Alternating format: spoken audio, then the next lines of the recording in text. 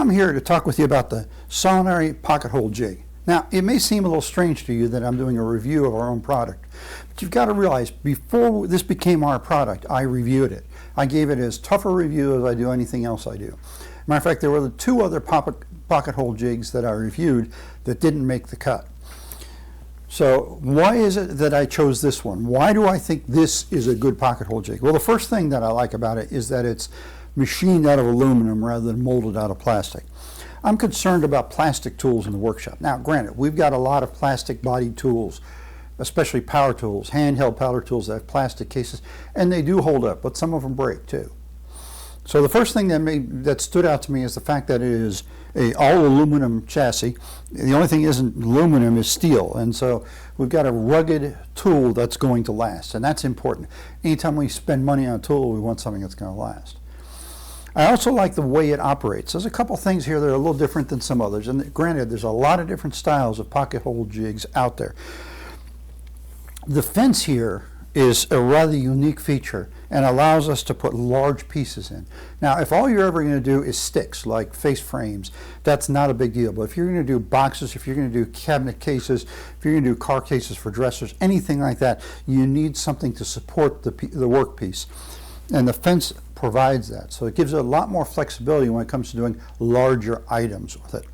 Okay, the fence is also calibrated in inches and fractions of an inch, so that if you want to do repetitive holes, it's very easy to line it up and do those repetitive holes. That's a nice feature.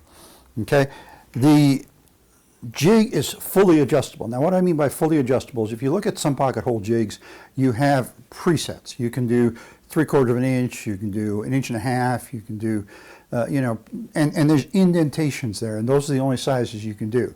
With this jig, you can do anything from 1/2 inch up to 2 inches. And you can decide exactly how you're going to do that. Okay, so why is that a benefit? Well, I don't know about you, but sometimes when I plane material down, it doesn't come out to 3/4 of an inch. It doesn't come out to the thickness I intended. Having that capability of fine-tuning the size that I'm doing it at allows me a lot more flexibility. It also allows me flexibility in the way I drill my holes. Now, the setting for 3/4 of an inch, for example, is designed for 3/4 of an inch material.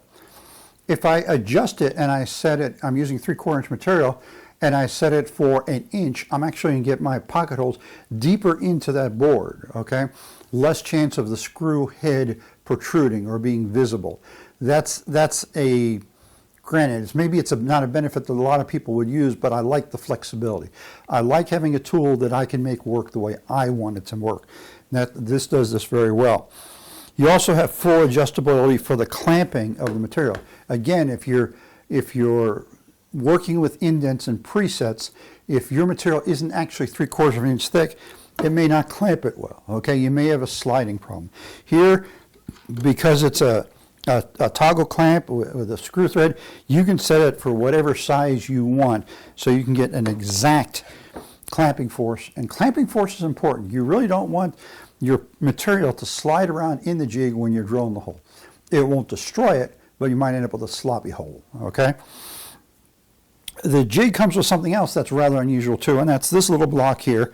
Essentially what this is a block to take the drill block out, put it in here, and I can now take this and I can use it without all that other clamping it in place. Why would I want to do that? Well, take a look at this bookshelf behind me, okay? If I was to want to put pocket holes, say, right up here, that jig isn't going to fit there. Maybe I'm trying to do a repair or something like that, okay? Tight places like that, it might be necessary. What if I want to do pocket holes to the end of this long piece? Well, I can't have it sticking up through the ceiling of my workshop.